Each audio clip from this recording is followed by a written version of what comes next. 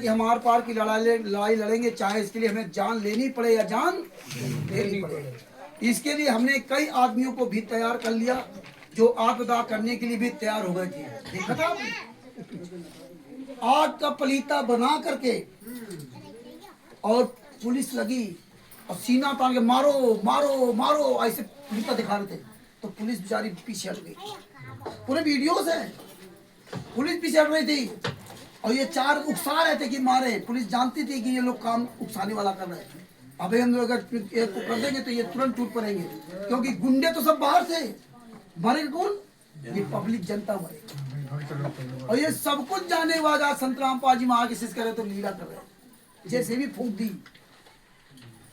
आगे क्या लिखा?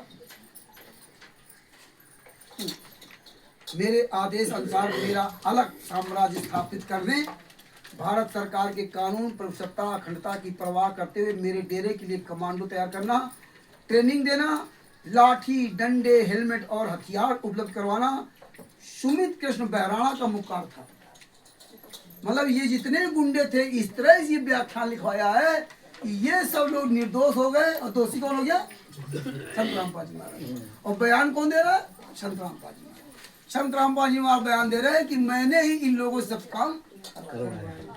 सुमित बहराणा को जिम्मेदारी थी कि तुम जो ना ये लाठी डंडा सब तैयार करना, हेलमेट वगैरह हथियार उपलब्ध कराना सुमित बहराणा का मुख्य कार्य था। मेरा लड़का मनोज और दामाद संजय का काम तेजाब, पेट्रोल बम, काली वर्दी तैयार करवाने का काम था। इनके लिए पैसे मेरे कहने पर बलजीत ही देता था। राम कुमार ढाका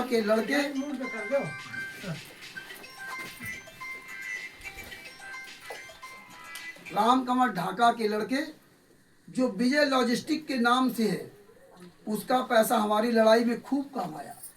वही राम कुमार ढाका जो महाराष्ट्र पूना में इसके ट्रक चलते लॉजिस्टिक कार्यों काम, और वही वीरेंद्र और मंजू अनारोमाई इनके 500 ट्रक चल रहे, 500 ट्रक 500 गाड़ियाँ वहाँ चल रही।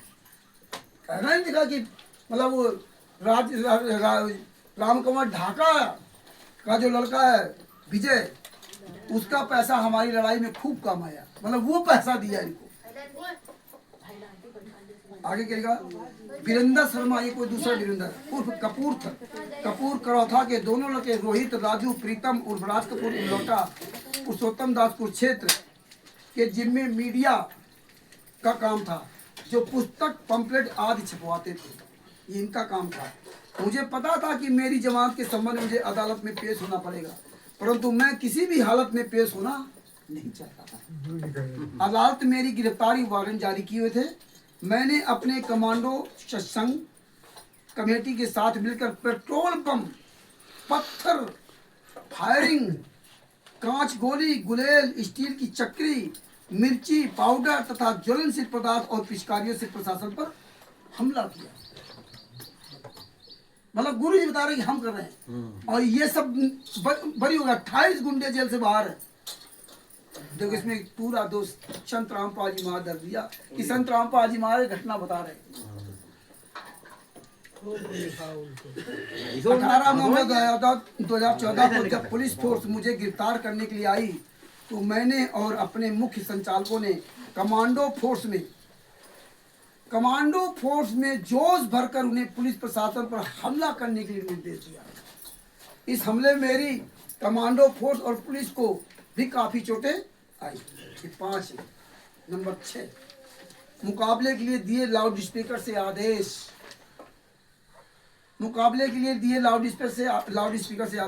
डेरा के अंदर संगत को भारत देश के कानून न्यायपालिका प्रशासन के खिलाफ जहर आक्रोश पैदा करने की पुस्तकें, पंपलेट, लाउड स्पीकर और एलसीडी का इस्तेमाल किया।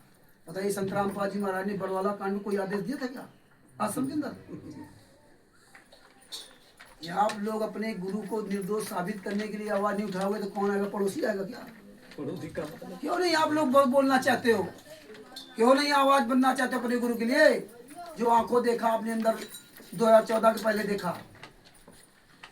इतिहास माफ नहीं करेगा, आप लोगों को ध्यान रखना। इतिहास माफ नहीं करेगा। डेरा में आई तो पहले से लाउड स्पीकरों से इस्तेमाल किया। जब पुलिस मेरे को गिरफ्तार करने के लिए डेरा में आई तो पहले से रणनीति के अनुसार हमारे कमांडो संगत को असला हथियार देकर आश्रम के चारों तरफ मचान और मोर्चों पर तैनात कर दिया। हम लाउड स्पीकरों से देश के कानून खिलाफ आदेश देते रहे और बोलते रहे कि पुलिस सरकार का मुकाबला करते रहो। मेरी और कमेटियों की रणनीति के मुताबिक सभी सदस्य अपने अपने कार्य को अंजाम देते रहे। नंबर 7, औरतों को ढाल बनाने के लिए किया मजबूर। संत रामपाल जी महाराज कह रहे हैं कि हमने औरतों को ढाल बनाने के लिए मजबूर किया था। संगत में आई औरतों को औरतों को ढाल बनाकर मुख्य गेट पर बैठने के लिए मजबूर कर दिया और उनके साथ आए बच्चों को अंदर गेट में बंद कर दिया ताकि औरतें भाग ना सकें। महिलाओं को बाहर कर दिया, अंदर से ताला बना दिया। उनके बच्चे या ऐसे महिलाएं भागेगी नहीं, अपने कष्ट निकल लिया। अब महिलाएं कहाँ जाएंगी? और ऐसे महिला भाग जा सकती थी, पुलिस सामने सामने बैठी है कि ये बंदा बना रखा। इस तरह से महिलाओं और बूढ़ों को वहां ढाल बनाया। और गुरु जी कह रहे हैं कि हमने बनाया था। अब ये लेख पूरी दुनिया पढ़ेगी तो किसको गाली देगी? लेकिन तुम सब लोग गूंगे बहरे बन करके ऐसे बैठे रहना, भक्ति करते रहना। बढ़िया। रामचंद्र अगर जूता चलाता है उन पर तो तुम्हें बड़ा दुख होता है कि रामचंद्र तो जूता चलाता है, रामचंद्र तो गालियां देता है। लेकिन तुम्हारे गुरु पर कुछ हो तो तुम्हारे कोई फर्क नहीं पड़ता। अरे हम जूता चला रहे तो उनके पे चला रहे, तुम्हारे पे तो नहीं चला रहे। यही हमारा, हम अपने आप को तत्व दर्शन का शिष्य कहते हैं। कब आवाज उठाओगे? आगे क्या लिखा? जब हमने प्रशासन के साथ टकराव किया तो कुछ महिलाएं घबरा गई और बाहर जाने की जिद करने लगी। इस पर मेरे कहने पर बलजीत की लड़की बबीता, अन्य सेविकाएं और कट्टर अनुयायियों ने कमांडो को आदेश दिया कि इन्हें कमरे में बंद कर दे, जिसमें कुछ औरतों बच्चे की बाद में मौत हो गई। कुछ व्यक्तियों को मैंने व मेरे अनुयायियों ने आत्मघाती दस्ते के रूप में तैयार किया था। इसमें आरएसएस सदस्य चांदीराम, बालक डॉक्टर ओपी हुड्डा, राम कुमार ढाका, बलजीत मुख्य रूप से मेरे लिए सक्रिय थे। चांदीराम ने अपने आत्मघाती दस्तों और खुद को आग लगाकर पुलिस फोर्स पर गिरने के आदेश दिए।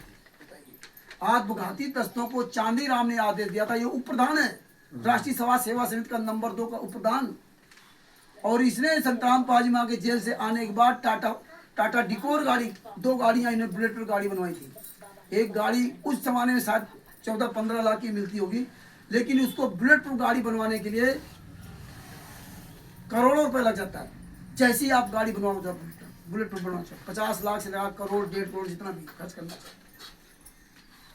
जब मैंने उसको सवाल किया तो कहता मैंने किस्तों में गाड़ी खरीदी, क्यों हम पहले डिटेल निकाल चुके थे, वो नगद गाड़ी खरीदी गई थी। और ये आप गाड़ी तभी बुलेट प्रूफ बनवा सकते हो जब आप वहां के डीएम से परमिशन लोगे। जब परमिशन डीएम देगा तभी। तो हर आदमी बुलेट प्रूफ गाड़ी बनवा घूमे और जिसको गोली मार दे भाग जाए, हमें आपको रहना मुश्किल पड़ जाएगा। लेकिन हम लोग इसके में विचार ही नहीं करते यार बुलेट प्रूफ गाड़ी का मतलब क्या है, बम निरोधक दस्ते का मतलब क्या है। जब किसी चीज को आप जानने की कोशिश नहीं करोगे तो कैसे पता चलेगा। ये सर्च करो गूगल में, हर जगह आपको चीजें मिल जाती हैं, लोगों से पूछो।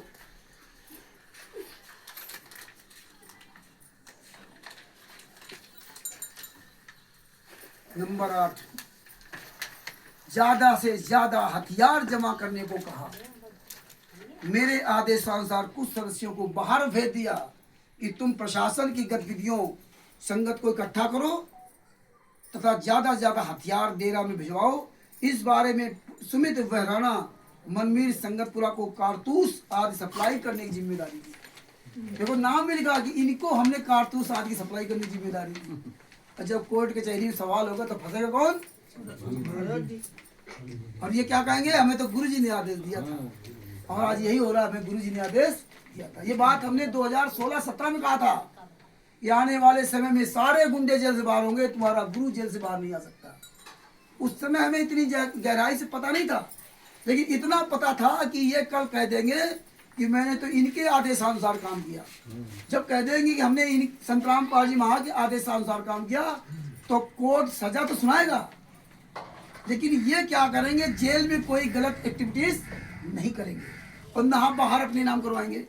तो ये जो 1-2 साल जेल में रहेंगे, तो इनका जो गुडवर्क है, जो जेल देखता गुडवर्क, फिर ये जाएंगे हाई कोर्ट, हाई कोर्ट में उनका गुडवर्क देखा जाएगा और गुडवर्क के आधार पर इनको जमानत मिल जाएगी। और तुम्हारे गुरुजी के खिलाफ जो तुम्हें हिसार तारीख पर लाखों करोड़ों बुलवा रहे हैं, तो तुम्हारे गुरुजी को इतना बदनाम कर दिया जाएगा हिसार तारीख पे जा करके कि पूरी दुनिया देखेगी कि यार इतना नीच इंसान कोई दुनिया में नहीं जो कोर्ट की अवमानना करवा रहा, तारीखों बुला रहा। लाखों संगत जाती थी, पूरे हिसार को तबाह कर दिया। अंत में तुम्हारे गुरुजी को क्या लग गया, हीनियस क्राइम। अंग्रेजी में बोलते हीनियस क्राइम, हिंदी में घृणित कार्य करने वाला व्यक्ति, घृणित कार्य करने वाला व्यक्ति। अगर आप लोग एक भी व्यक्ति कोई तारीख बना जाता, तो आज आपके गुरु आपके सबके सामने होते कि उनका टैग रिकॉर्ड कोई गलत नहीं था। आपको पता होना चाहिए, जब 22 महीने जेल में संतराम पाल जी महाराज रहते, 198/2006 वाले केस में 2006 से लगा 2008 तक, जब 22 महीना जेल में रहते, न संतराम पाल जी महाराज की पत्नी ने जमानत कराई, ना उनके लड़के ने और ना किसी शिष्य ने। 22 महीने बाद चंडीगढ़ हाई कोर्ट ने उनको पर्सनल बॉन्ड में दिया। चंडीगढ़ हाई कोर्ट ने, रोहतक कोर्ट ने जमानत नहीं दी थी। तो आज बताइए, आपके गुरु 11 साल के हैं, आपके गुरु को उनके माता जी के अंतिम संस्कार में भी 1 घंटे का पैरोल तो नहीं दिया। उसके जिम्मेदार कौन है, आप सब लोग। हम आप सब लोग जिम्मेदार हैं कि गुरुजी को अपनी माता जी के अंतिम संस्कार में तक शामिल नहीं होने दिया। क्यों नहीं शामिल होने दिया, क्योंकि इन गुंडों ने क्या किया कि आप जैसे हम जैसे मूर्खों को कम से कम 1000 लोगों को वहां बुलवा दिया और प्रशासन को गुमराह करता रहा। वीरन सोनीपत में संतराम पाजी की माता जी का मतलब अंतिम श्वास वहां उनकी छुट्टी थी, और ये गुमराह करते रहे कि हम तो सतलोक आश्रम बरवाला के सामने इनका दाह संस्कार करेंगे, कहीं कहते थे इनके धनाना में संस्कार करेंगे। इस तरह गुमराह करते रहे। क्यों, क्योंकि 1000 भगत वहां इकट्ठा हो जाए। चंडीगढ़ हाई कोर्ट ने संतराम पाल जी महाराज को माता जी से के अंतिम संस्कार में शामिल होने के लिए आदेश दे दिया था।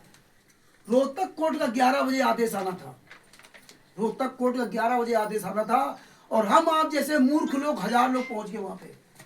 और हमें आपको यह मैसेज डाला गया कि गुरुजी कोर्ट से जेल से बाहर आएंगे अंतिम संस्कार में शामिल होने के लिए, आप सब लोग आ जाओ और सबके दर्शन हो जाएंगे। और हम लोग पहुंच गए, और जैसे ही आप हजारों लोग पहुंच गए, सुबह 6 बजे अंतिम संस्कार उनका कर दिया गया। और हम वहां हजारों मूर्ख लोग बंदी छोड़ की जाए, बंदी छोड़ की जाए, कबीर साहब भगवान है, वेदों में प्रमाण है, और रमेली वहां गाते हुए। और इधर इन्होंने क्या किया, वो वीडियो बना करके 11 बजे कोर्ट खुलना था, डीजीपी हरियाणा को, जो हरियाणा का डीजीपी है उसके पास वीडियो भेज दिया। उसने 11 बजे कोर्ट में वो वीडियो दिखाया, और जब जज ने वो वीडियो देखा, इसके बाद भी संतराम पाल जी महाराज ने से जज ने पूछा, कोई भी अंतिम संस्कार में कितना भी अपराधी हो, उसकी माता पिता के अंतिम संस्कार में ये कोर्ट जरूर लेके जाएगा, चाहे जितनी बड़ी तुम्हारी ताकत हो। तुम न्यायपालिका से बढ़ के नहीं हो, आज जितने बड़े तुम गुंडे हो, सबसे बड़ी न्यायपालिका है। और इन गुंडों ने इसीलिए ये कुकर्म किया कि न्यायपालिका संतराम पाल जी महाराज को माता जी के अंतिम संस्कार में जरूर शामिल करेगी। कोई दुनिया की ताकत नहीं, चाहे जितने लोग मर जाए, इससे कोई फर्क नहीं पड़ता। और इन्होंने ये कुकर्म करा दिया। इसके बाद भी बोले अब तो संतराम पाजी को वहां जाने की जरूरत नहीं। इसके बाद भी कोर्ट ने पूछा संतराम पाजी महाराज से कि आप अंतिम संस्कार तो हो गया है, वैसे जो अपनी रस्म अदायगी होती है अपने आपके धर्म के अनुसार, तो आप जाना चाहते हैं? मना कर दिया कि हम नहीं जाएंगे। जब एक बार हम वहाँ हमारी दशा खराब करके आज मरते दम तक आजीवन कारावास की सजा करा दी, और वहां हम गए तो ये लोग फिर कांड करा देंगे, मेरी तो जिंदगी बर्बाद कर दी, वैसे हम बर्बाद। और यही चाहते थे अगर बाई चांस आ गए तो 1000 लोग, और जानते थे कि कोर्ट लेकर के आएगा। सुबह 11 बजे आदेश आना था, सुबह 6 बजे जला दिया, और भी कहाँ सोनीपत में, बरवाला नहीं जलाया, सोनीपत में अचानक सुबह 6 बजे आग लगा दी। और कोई वहाँ संतराम पाजी माँ का लड़का नहीं, संतराम पाजी माँ का भाई नहीं महेंद्र ओगड़ा, उस वीडियो में कोई वहां नहीं था। सिर्फ हम आप जैसे हजारों मूर्ख वहां थे, बंदी छोड़ की जय बोल रहे थे। ये कोई हम दंत कथा नहीं बता रहे, सारे एविडेंस, सारे फाइलें पूरी दुनिया में वायरल है। आज इसीलिए राष्ट्रीय समाज सेवा समिति गुंडे मुजदास का सामना नहीं कर सकते। पूरे वर्ल्ड में चैलेंज देता हूं, और आप तो हम आपसे संपन्न होंगे। मैं ही रिक्शा चलाता हूं कानपुर में, और हमारे भी बच्चे, हमारे परिवार है। 1 करोड़ रुपए का ऑफर दिया था कि 1 करोड़ रुपए ले लो या 50 लाख रुपए ले लो, नामदान सेंटर ले लो। 20 गुंडे लगाए थे जान से मारने के लिए मध्य प्रदेश से। अंत में उन गुंडों ने भी हाथ खड़े कर दिए कि मैं कानपुर वाले रामचंद्र को नहीं मार सकता। अकेले पंजाब तारीख में जाता था। पूरे वर्ल्ड में परमात्मा ने इनकी स्थिति करा रखी, पूरे वर्ल्ड में। इसीलिए कहते हैं शब्द वेदी बाण सबसे बड़ा तगड़ा बाण होता है, शब्द वेदी बाण। गोली से ज्यादा बोली खतरनाक होती है, और आप लोगों से इतना आसान काम नहीं हो पाता कि अपने गुरु के लिए आप बोली नहीं बोल सकते। एक हिमांशु जोशी राष्ट्रीय सेवक संघ का, जिसका कोई लेना देना नहीं हमारे यहाँ गुरु के ज्ञान से, 36 का आंकड़ा, बिंद का आदमी, पूरे वर्ल्ड में उसका नाम हो गया। इन गुंडों के खिलाफ अकेले तो बोला, पूरे वर्ल्ड में उसका नाम हो गया। हम हजारों शिष्य होकर के ना अपने नामदान सेंटर के खिलाफ नहीं बोल पाते। एक हिमांशु जोशी के खिलाफ इन्होंने कितना बड़ा अभियान छोड़ दिया। निकलने वाला 35-40 साल का लौंडा। आप सोचो कि हम जैसे लोग चुल्लू भर पानी डूब के मर जाना चाहिए, हमारे गुरु के लिए बोल रहा है। भले ही उसका अपना अलग तरीका है करने, और सभी गालियां देते थे। जब मेरा उसका संपर्क हुआ, उसको एविडेंस भेजे, सारे सबूत भेजे, बोले रामचंद्र जी आपकी सारी बातें सही है, और मैं सब समझ गया कि मुझे तो मजबूरी में गलत कहना पड़ेगा, क्योंकि अन्य लोग भी जुड़े हुए हैं। हमें कोई बात नहीं, आप अपना धर्म निभाइए और हम अपना धर्म निभाते हैं। आज परमेश्वर ने वो धर्म निभाते हुए पूरे वर्ल्ड में, भारत के इतिहास में आज पहली बार ऐसा हुआ, इन गुंडों के नाक में नकेल कसवा दिया। कल 14/5/2025 को ताला लगवा दिया। ये काम परमात्मा ने, छोटे छोटे नामदान सेंटर हम लोगों ने बंद करवाए हिमाचल प्रदेश में, बिहार में, केवल आरटीआई के द्वारा सबूत डाल करके ना, इन्होंने नामदान सेंटर बंद कर दिए, दूसरे नाम से दूसरी से खोल दिए। और हम आज इसीलिए कह रहे 100 आदमी अगर आप लोग तैयार हो जाए, बोलने वाले 100 आदमी, इनकी औकात नहीं कि पूरे भारत में कहीं भी किसी आश्रम के सामने संत राम पाजी का फोटो लगा जाए। इनका टोटल सब फर्जी है। ये बातें नहीं समझोगे, गूंगे बहरे बने रहो तो बने रहो भैया। जो बोलेगा वही बचेगा। हम आपको यहाँ अपने पीछे लगाने के लिए नहीं आए कि मेरे पीछे लगो। हम तो ये कहने आए कि आप वो वास्तविकता बताओ जो तुम्हारे गुरु साथ घटित हुई। और ये बोलने का आपको कोई सिखाएगा नहीं। इस दुनिया में केवल सदगुरु और माता पिता ये तुम्हारा हित चाहते हैं। माता पिता अपने बच्चे को, नवजात बच्चे को चाहते हैं मेरा बच्चा कितनी जल्दी बोलना सीख जाए, मेरा बच्चा अच्छाई बुराई को पहचान करना सीखे। टीचर चाहता है कि मेरा स्टूडेंट पूरी दुनिया के सामने सच्चाई को बोले, पढ़ा लिख कर एक नौजवान पूरी दुनिया के सामने मेरा नाम होगा। और सदगुरु चाहता है, इसीलिए सदगुरु ने कहा था कि मेरे वचन पे चलना, जो ज्ञान आधार चलेगा वही बचेगा, जो ज्ञान आधार से चलेगा नहीं चलेगा वो नहीं बचेगा। तो ये लोग तुम्हारे हितैषी, बात बाकी इस दुनिया में तुम्हारा कोई हितैषी नहीं, ना ये रामचंद्र हितैषी हो सकता है, ना मैनी वाले हो सकते हैं। हम कभी भी बदल सकते हैं, लेकिन परमेश्वर के द्वारा दिया हुआ ज्ञान कभी नहीं बदल सकता। जो यातनाएं दी गई, जो ये जजमेंट है, हम तो बदल सकते हैं लेकिन जजमेंट नहीं बदल सकता। कब तक तुम किसी का पीछा करोगे? कब तक करोगे? तुम जब पीछे चलोगे, किसी के पीछे चलोगे, तुम जहां जाओगे वही तुम लूटे जाओगे। तुम्हारी भावनाओं को कैसे करा जाएगा, तुम्हारे भोलेपन को कैसे करा जाएगा।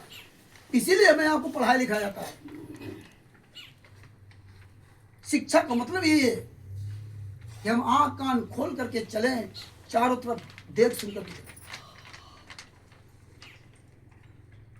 नहीं बोलोगे तुम्हारा नुकसान होगा, मेरा कोई नहीं नुकसान होगा। हाँ, हम तो बोल रहे पूरी दुनिया के सामने। नहीं बोलोगे तो तुम भोगोगे। इसलिए अपनी बात को डंके चोट पे और बोलना शुरू करो। चाहे कोई भगतमती हो, चाहे कोई भी हो, आप सब बराबर के अधिकारी हो। आप सब लोग सबूतों को पढ़ें, देखें और समझें। आगे इसमें क्या लिखा?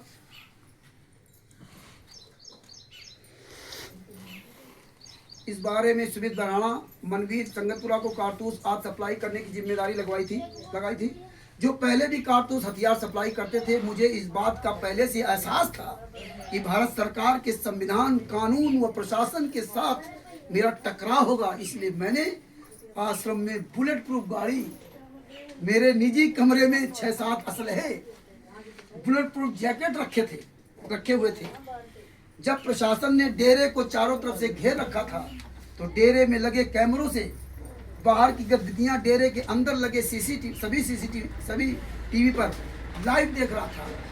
मैंने अपने कमरे से ही दिशा निर्देश दे रहा था। इस डेरा के सभी कागजात मेरे बलजीत के पास थे। हम आश्रम का रिकॉर्ड कंप्यूटर में रखते थे। मेरी गिरफ्तारी से पहले मैंने कंप्यूटर का data, hard disk, CCTV footage अपने अनुयायियों को कहीं छिपाने, नष्ट करने के आदेश दिए कि छिपा दो, नष्ट कर दो। मीडिया ने दिखाया था कि बाथरूम में भी कैमरे, महिलाओं के बाथरूम में कैमरे, सब के कैमरे। हम आपको कहा वहाँ कोई कैमरा नहीं था, यह झूठ मीडिया ने दिखाया। मीडिया वीडियो में दिखा रहा था, वीडियो में देखो ये भैया कैमरा वहाँ लगा। अब बलजीत ने 4-5 दिन पहले नागेंद्र चौहान को बुलवा करके कैमरे लगवाए थे, 120-25 कैमरे।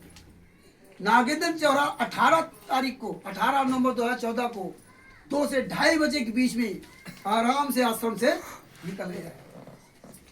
आप लोगों को लगता होगा ये कथा सुना रहे ये वाक़ायदे जजमेंट की फाइल में लिखा हुआ है। और जब उसने कोर्ट में बताया कि बलजीत मुझे पैसा देता था कैमरे लगाने के, कबीर परमेश्वर भक्ति ट्रस्ट के पर्चे पर, और बलजीत इस समय कोर्ट में मौजूद है, और जैसे कह दिया मौजूद है वो था। अब बलजीत फंस गया उसमें। कोर्ट ने आदेश दिया कि वो स्लिप लेके आइए, पे स्लिप, जिस पर आपको पैसा दिया जाता था। और बलजीत इन्होंने वो पे स्लिप वहां हाजिर नहीं करने दिया। कबीर परमेश्वर भक्ति ट्रस्ट की पे स्लिप कोर्ट में हाजिर नहीं होने दिया, और उसने कह दिया कि वो स्लिप खो गई है। अगर वो कहीं स्लिप दे देता तो सारे लोग फंस जाते। क्यों? उसने बयान दे दिया था कोर्ट में कि बलजीत का, और बलजीत पैसे दे दे रहा वो कॉपी। देखिए, कबीर परमेश्वर भक्ति ट्रस्ट जिस पर्चे पर आप नाम दीक्षा लग रखे, उस ट्रस्ट का नाम वहां नहीं लिया। जब पवन कुमार यादव खिलाफ FIR लिखवाई तो वो पूरी ट्रस्ट की डीड लगा दी। फंसेगा कौन? संतराम। आगे क्या लिखा?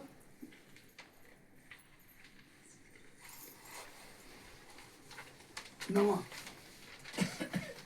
सभी ट्रस्टों के खाते अलग अलग बैंकों में।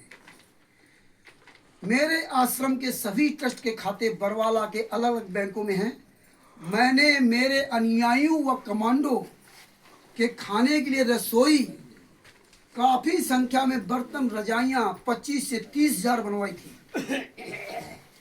यस एसी, सैकड़ों पंखे, एलईडी लगाई हुई थी। अपना साम्राज्य स्थापित करने के लिए भारत के संविधान कानून के खिलाफ मैंने झंडा गाड़कर काफी पुस्तकें प्रवचन तैयार किए और अनुयायियों को लड़ने के लिए तैयार कर दिया। नंबर 10, कट्टर करने के लिए 9,000 रुपए लेते थे। कट्टर करने के लिए 9,000 रुपए लिए जाते थे। आप भैया कट्टर करने के लिए 9,000 देते थे क्या? हमने भी 7,000 जमा किए थे। 9,000 जो तो पाठ के पैसे होते थे ना, और पहले 7,000 थे। 5,000 पे 6,000। हाँ, तो जब उस समय जब हम जा रहे थे तो हमें पहले ही बताया था 7,000 रुपए। तो हमने क्या किया कि भाई 7,000 रुपए गुरुजी के हाथ में दिए। जब वहाँ जो दूसरा नहीं पर्ची लिखा करता था, तो उसने बताया कि 9,000 रुपए हो गए।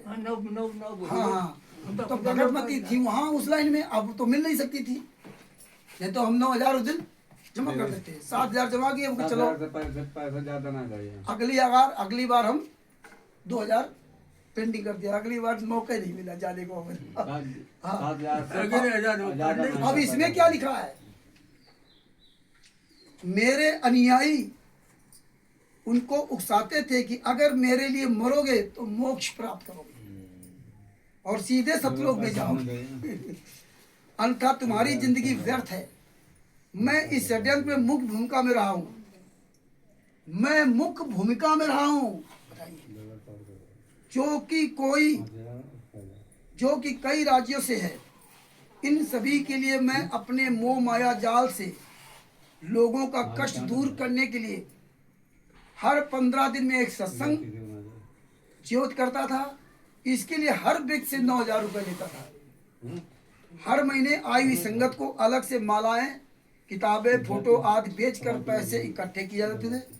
मैंने आश्रम में एक अलग से अस्पताल खोल रखा था, जिसमें दवाइयों के भी पैसे लेता था। दवाई के पैसे लिया थे क्या? अब बताओ, ये रिपोर्ट अगर पूरी दुनिया पढ़ रही है तो तुम्हारे गुरुजी पूजा करेगी क्या? तुम चिल्लाते रहो, कबीर साहब भगवान है, वही मैनेजमेंट करे रहो, बंदी छोड़ की जय बोलते रहो। मैंने आश्रम में एक अलग से अस्पताल खोल रखा था, जिसमें दवाइयों के भी पैसे लेता था। अस्पताल में रमेश, सुलेखा और ओपी हुड्डा उपचार करते थे। इसी कमाई से मैंने बैतूल मध्य प्रदेश में अपने एक आश्रम का निर्माण कार्य चालू करा रखा है। इसकी देखभाल का जिम्मा भी बलजीत के पास था। आश्रम की देखभाल चालू कर रखा। अब गूगल पे जब सर्च करोगे कि बैतूल आश्रम कब बना, आप लोग सब ध्यान रखो, आपके मोबाइल से गूगल में सर्च करना, बैतूल आश्रम कब बना, किस संस्था के द्वारा बना, तो उसमें लिखाएगा बैतूल आश्रम 1999 में बना। और बंदी छोड़ भक्ति मुक्ति ट्रस्ट के नाम से वो सारे कागज निकाले ये सब क्यों गूगल के नाम, कम से कम 80-85 सामने ही खरीदी गई थी बैतूल की, 80-85 कापियां।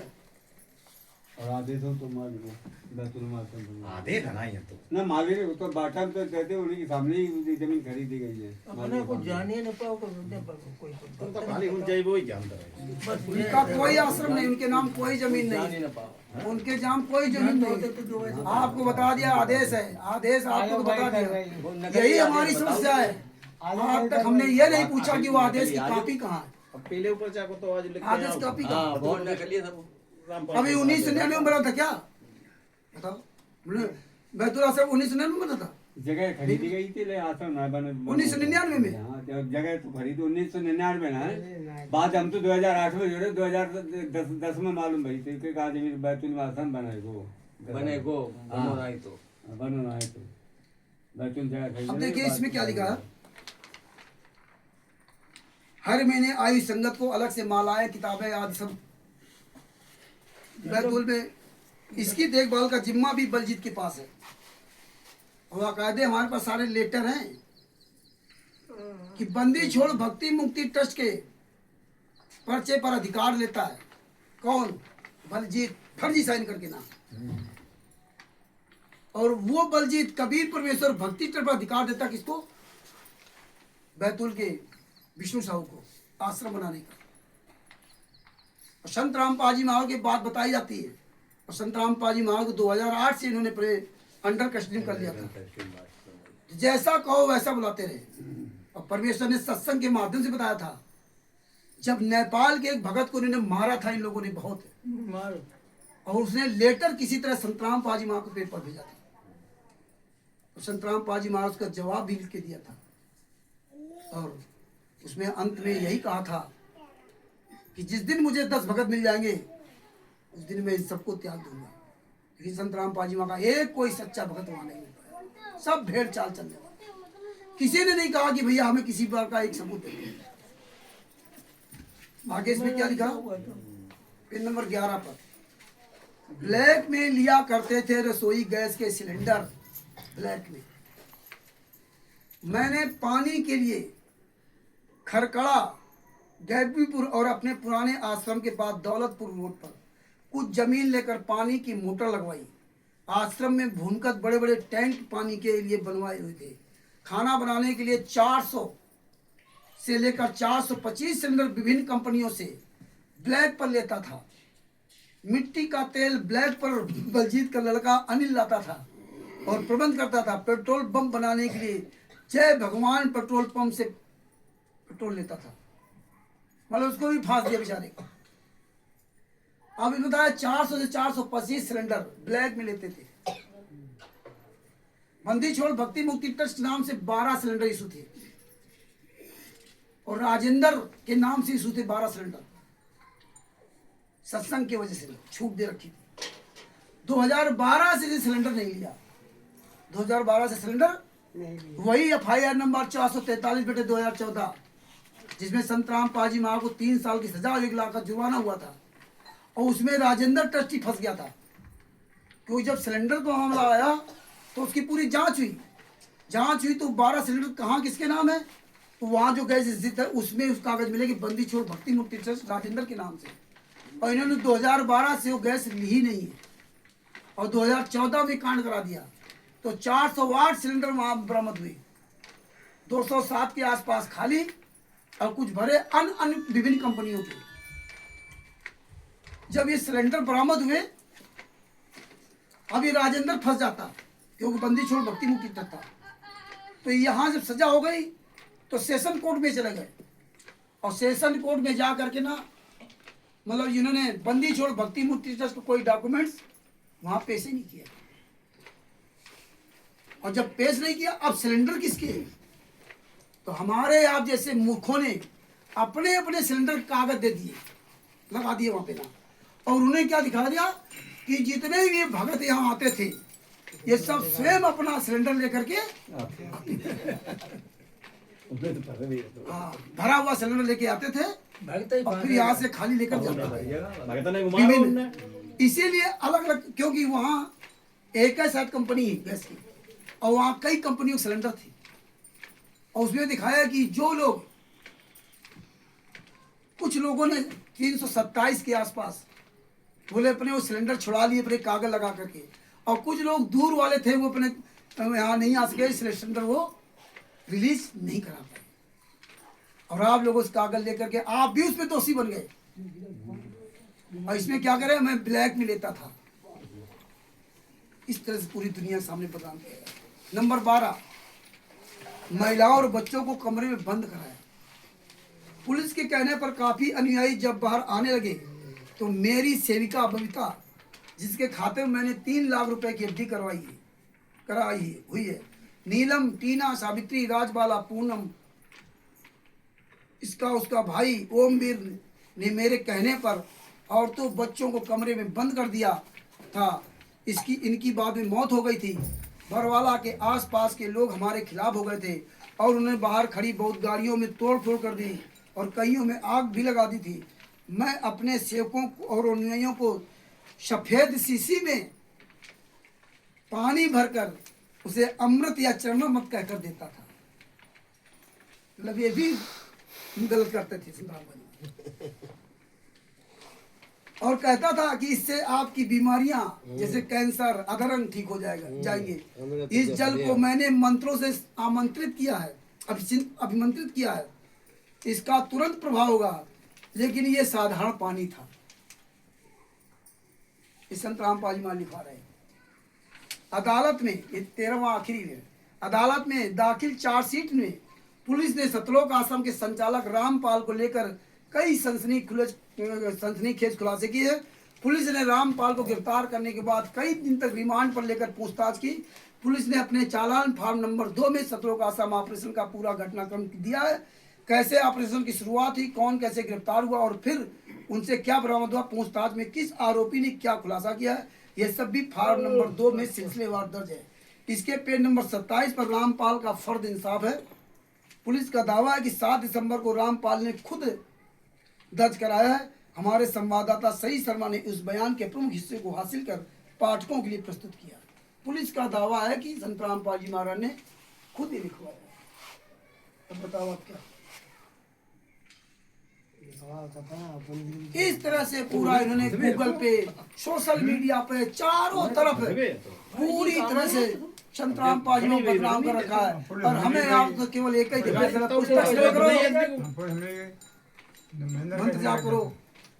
5 महिला एक बच्चे को कमरे के अंदर बंद करके रात में लाठियों से पीट पीट करके मार डाला। आज वही संत रामपाल जी महाराज के शिष्य बंदी छोड़ की जय बोलते हैं, लीला कर रहे हैं, मंत्र का जाप कर रहे हैं। धिक्कार है तुम लोगों को। तुम्हारे घर का कोई बच्चा मरा होता तो तुम ये बकवास करना छोड़ देते, फिर तुम्हें ज्ञान नहीं होता। आप सोचिए कि हमारे यहाँ सब माताएं बहनें सब बैठी हुई हैं, पूछो बच्चे का दर्द क्या होता है। अगर इनके सामने कोई दूसरे बच्चे को जान से मारा जा रहा हो तो क्या बर्दाश्त करेगी क्या? एक कमरे के अंदर बंद करके एक 1.5 साल के मासूम बच्चे को मार डाला, लाठियों से पीठ पर करके।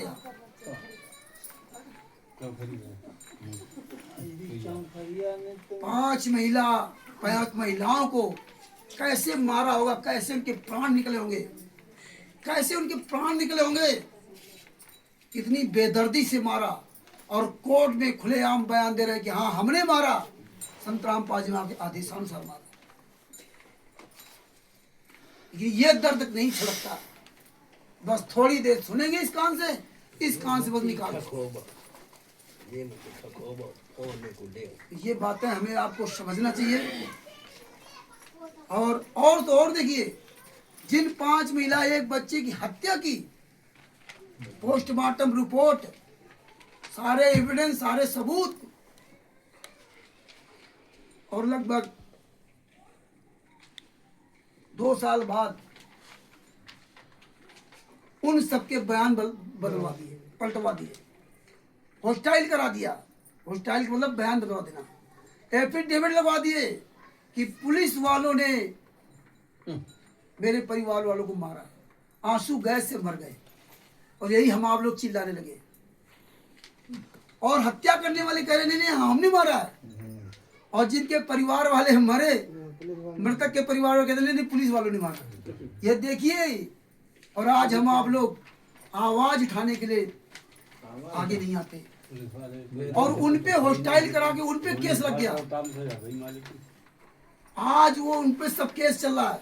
उन्हीं के परिवार के लोग मर गए और उन्हीं पर केस चल रहा है। और हम आप लोग बढ़िया माला जाप कर रहे हैं, सतनाम शारनाम साहब बढ़िया जाके आश्रमों में भंडारा कर रहे हैं। पवन ठाक, संजय ठाक, फलाने ठाक, अजीत सिंह, फलाने सिंह के जा करके हम लोग बढ़िया मौज कर रहे हैं, एंजॉय कर रहे हैं। कोई किसी को मतलब नहीं, क्योंकि गुरु में और अपने पिता और अपने बच्चे के दर्द में फर्क होता है। आपका बच्चा होता, आपका पिता होता तो सब कुछ कर लेते, लेकिन गुरु है उससे क्या लेना। ये भगत भाइयों, इसीलिए हमारा एक प्रयास है और उस प्रयास में परमेश्वर की दया से सच्चाई पूरी दुनिया के सामने जा रही है। जगह जगह परमात्मा कार्यक्रम करवा रहे हैं। आज उसी की देन की आज परमात्मा की दया से वो आश्रम बंद हुआ। शुरुआत तो हुई, ये किसी हालत में सामने नहीं आ सकते। क्यों नहीं? क्योंकि जो एविडेंस आज पूरी दुनिया के सामने वायरल हो गए, तो इसीलिए आपको ये रिपोर्ट दिखाई। बाद बाकी और भी सारे सबूत हैं। अपने शब्दों के यही विराम देता हूँ। सर साहेब बंदी छोड़ श्री कृष्ण रामपाल जी महाराज की जय हो। किसी प्रकार का कोई भी सबूत आपको चाहिए तो आप निसंकोच मुझे फ़ोन कर सकते हैं 91 40 62 26 68। कोई भी भगत मती हो या कोई भगत हो, सारे सबूत आपके पास भेज दूंगा। आप उनको पढ़िए, समझिए, फिर इसके बाद बोलना हो तो बोलिए, और नहीं मर्जी हो तो कोई बात नहीं। मुझे आपकी आवश्यकता नहीं है, आपकी आवश्यकता आपके गुरु को है। और सबसे बड़ी बात, ये कबीर सागर का सल्लार्थ, कबीर सागर सल्लार्थ का नीचे रखा हुआ है। ये कबीर सागर का सल्लार्थ, हम तो मान जाए कोई बात है भाई, तुम ये पेज नंबर 78 पे। मोबाइल पर निकाल कबीर सागर सल्लात के पेज नंबर 78 पे नाम दीक्षा के बारे में संत रामपाल जी महाराज ने लिखा था। विशेष वर्तमान में मेरे रामपाल दास द्वारा चलाया गया 13वां पंथ है। ये दास रामपाल दास अंतिम सदगुरु है। नामदान प्रकाशपूर्ण शरीर यानी इलेक्ट्रॉनिक बॉडी यानी डीवीडी से दिया जाएगा। 2012 में अनुवाद किया था, दिया जाएगा, और यहाँ दिया जा रहा है। कब से? 2008 की बात से। और हम लोग खुश हैं। तो गुरु जी ने नाम दीक्षा दिया था, वो तो गुरु जी ने मुझे आशीर्वाद दिया था। सतलोक में भी तो आप थे, वहाँ कैसे चले गए? तो गुरु ने कहा मेरे ज्ञान पे चलेगा वो पार होगा। लेकिन कमाल भी तो 24 घंटे पैर रगड़ता था गुरु जी के, कबीर साहब के। और तुम्हें क्या हुआ? शारनाम प्राप्त करने के बाद भी गुरुद्रोही हुआ। अब के बाद ना दिया बिंद का चक्कर, कोई चक्कर नहीं रहेगा। ना दिया बिंद का चक्कर खत्म हो जाएगा। अब ये कोई नहीं कह सकता कि मुझे संत रामपाल जी महाराज नाम दीक्षा देने का अधिकार दिया है। अधिकार दिया तो संत रामपाल जी महाराज किसी को आदेश नहीं दिया, वो सार्वजनिक आदेश देके जाएंगे, चोरी छिपे नहीं कर जाएंगे। पहले भक्ति विधि गलत कर देते थे, जिस कारण से बिंद वाले भक्ति मार्ग को नष्ट कर देते थे। बिंद वाले आके मिलावट कर देते थे। भक्ति विधि ठीक रहेगी तो साधकों का मोक्ष होगा। अब तो डीवीडी से दीक्षा दिलाई जाएगी, यहाँ है दिलाई जा रही है, जाएगी भविष्य में। उसे वही दिलाएगा जिसे आदेश दिया जाएगा। किसको आदेश दिया? किसी को नहीं। जाप करते रहो, ले लो सतराम सारनाम प्रथम मंत्र, करो जाप। इसीलिए आपको है ना सच्चाई समझ नहीं आती। आगे क्या लिखा? जिसको आदेश दिया जाएगा वह चाहे बिंद का हो चाहे नाद का हो। ये बहुत बड़ा एक सवाल खड़ा कर दिया परमात्मा ने। अब ये पता नहीं आपको, वो जब नाम दीक्षा देने का अधिकार देगा तो पता नहीं बिंद वाले देते या नाद वाले देते, ये कोई क्लियर नहीं है। अगर कहीं बिंद वाले को नाम दीक्षा देने का अधिकार दे दिया तब क्या करोगे? वही हाल होगा जिस तरह स्वामी रामदेवानंद जी महाराज ने मात्र 6 साल पुराने शिष्य संत रामपाल जी महाराज को पूरा कारभार सौंप दिया और कहा अब इनसे नाम दीक्षा लोगे तो पार होगे, वरना पार नहीं होगे।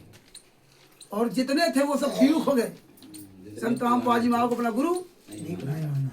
और सबसे महत्वपूर्ण बात, आज बिंद का व्यक्ति हिमांशु जोशी पूरे वर्ल्ड में 11 साल में पहला ऐसा व्यक्ति जो इनके हल्द्वानी में ताला लगवा दिया और आप लोग अपने क्षेत्र के नामदान संचालक के ताला नहीं लगवा।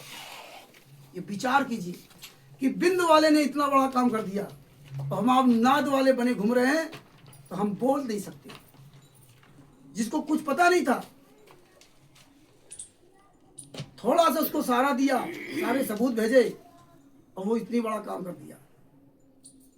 तो आने वाले समय में अगर ऐसा रहा तो हो सकता है संत रामपाल जी महाराज बिंद वाले को ही नाम दीक्षा देके जाए। तो इसी तरह इसमें जो लिख दिया है तो संत वचन पलटे नहीं पलट जाए ब्रह्मांड। तो ये तो परमात्मा संत रामपाल जी महाराज जब जाएंगे यहाँ से तो क्लियर करके जाएंगे। क्यों?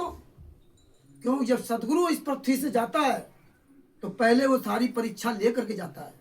क्योंकि अगर वो ऐसे छोड़ के चला गया शरीर तो आपके द्वारा जो कुकर्म किया जा रहा है वो सारा भार किसको उठाना पड़ता है? सदगुरु। इसलिए सदगुरु यहाँ परीक्षा लेकर के और बाकायदे सारी व्यवस्था करके तब यहाँ से जाएगा। ये ज्ञान तो हजारों साल चलेगा। इन्होंने पूरी तरह मिलावट किया। आज सत्संगों में मिलावट कर दिया, सत्संग सब बदल दिए। ये ओरिजिनल आवाजें नहीं गुरु जी की सत्संगों की, जो आप 2008 के बाद सब सुन रहे हो। ओरिजिनल आवाज अगर बरवाला कांड का वीडियो सुन लो, वो आवाज है। हर चीज को उन्होंने बदल दिया। उसमें आवाज में कसक थी, पतली आवाज है, मोटी आवाज नहीं है। कसक की छोड़ो, पतली आवाज गुरु जी की है। तो ये सब चीजें जो परिवर्तन की जा रही है, आप ये भी हम नहीं कह सकते ये सब मर जाएंगे या सब गायब हो जाएंगे या हम इनको सबको सजा करवा देंगे। ये धरती पर रहेंगे।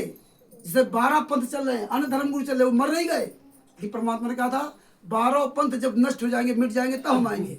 मिटने मतलब नहीं कि वो मर गए सब, वो यहाँ रहेंगे। लेकिन जो ज्ञान आधार पर चलेगा वो हमेशा बचते रहेंगे। लेकिन परमात्मा ने ये दिखा दिया कि देखिए, संगत में कुसंगत उपजे, जैसे वन में बांस, आप जिससे आप लगा दे, कर दे बंठन का विनाश। तो आज वही हालात है कि हम सच्चाई जान करके भी आवाज नहीं उठाना सकते, इतना आसान काम नहीं कर सकते। और फिर हमसे कहेंगे रामचंद्र जी, जहां तुम खून पानी मांगोगा मैं खून दूंगा। और देखिए, बरवाला कांड का पूरा वीडियो ने बनाया, पूरा बरवाला कांड का इन लोगों ने वीडियो बनाया। वो वीडियो बना करके वो पूरी हार्ड डिस्क कोर्ट को उपलब्ध कराई। जब कोर्ट को उपलब्ध कराई तो कोर्ट ने पूरी हार्ड डिस्क देखी कि संत रामपाल जी महाराज बरवाला कांड का पूरा विवरण देख रहे हैं। ऐसी पूरी उन्होंने व्यवस्था की थी। ये मजबूरी में आप यहाँ बैठे हो, आपको बंधक बना दिया जाए, आपके सामने टीवी लगा दी गई, आपके सामने सब कुछ कर दिया गया, तो आप क्या करोगे? मजबूरी बैठो, देखोगे नहीं क्या आऊगा। यार यही काम हो रहा। अब वो तो वीडियो लगे, कैमरे लगे हैं, अब वो वीडियो बन करके पूरी सीडी बनाकर कहाँ दे दी? कोर्ट में। अब संत रामपाल जी आप कैसे झुठला सकते? ये सारी चीजें जजमेंट में। तो इसलिए परमेश्वर की आज बहुत बड़ी दया हुई, जो उत्तर प्रदेश के जिला फर्रुखाबाद में जहानगंज के पास, थाना जहानगंज, दान मंडी जो गांव है, वहाँ पे जो आंदोलनकारी डालचंद दास जी हैं, उनके घर में परमात्मा आज चर्चा करवा रहे हैं।